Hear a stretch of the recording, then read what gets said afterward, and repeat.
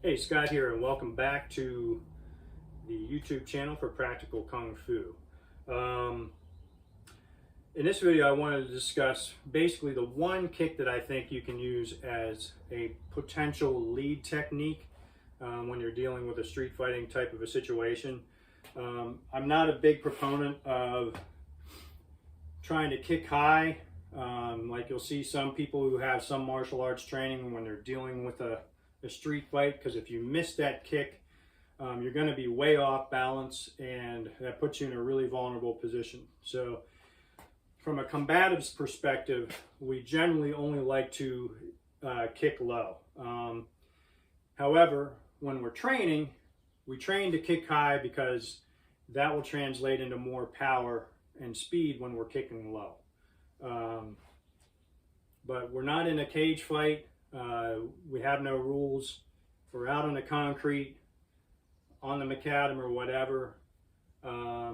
So you don't want to be kicking high, find yourself off balance, and then finding yourself falling to the ground and being subject to having to deal with that. The one kick that I think can be used now and then in a street fighting kind of a situation is the front thrust kick. So there's really only a couple situations that I think it'll actually be useful.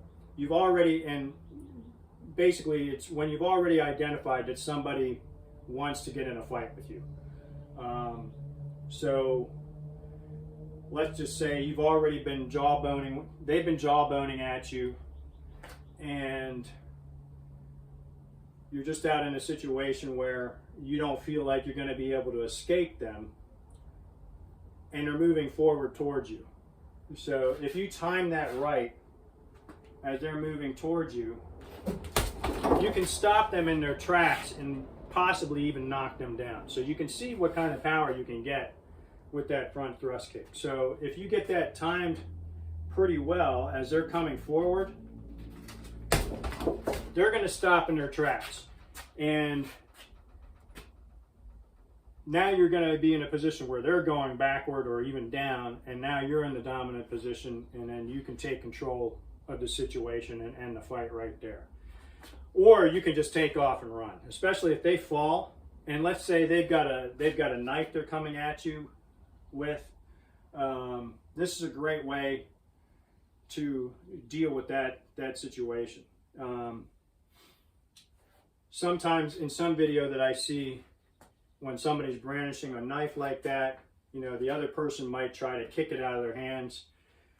That's not what you want to do. You want to deal with the person that's holding the knife, not with the weapon itself. That's too hard to track and deal with in itself.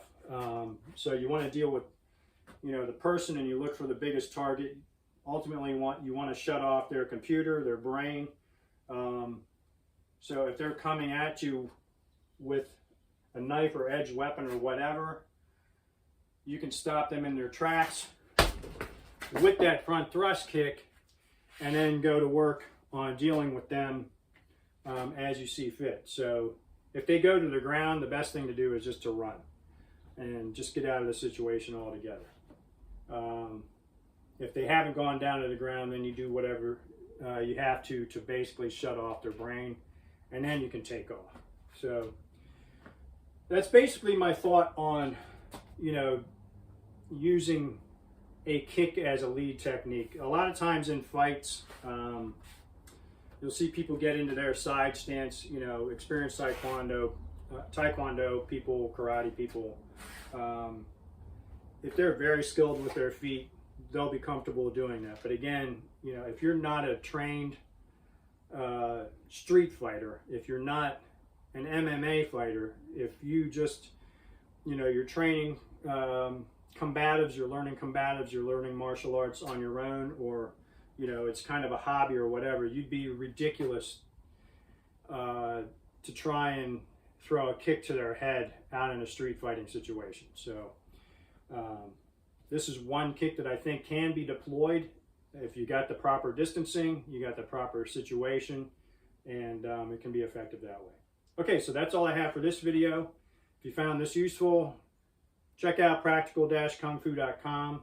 Hope you subscribe to the channel, like the video, and we'll see you down the road.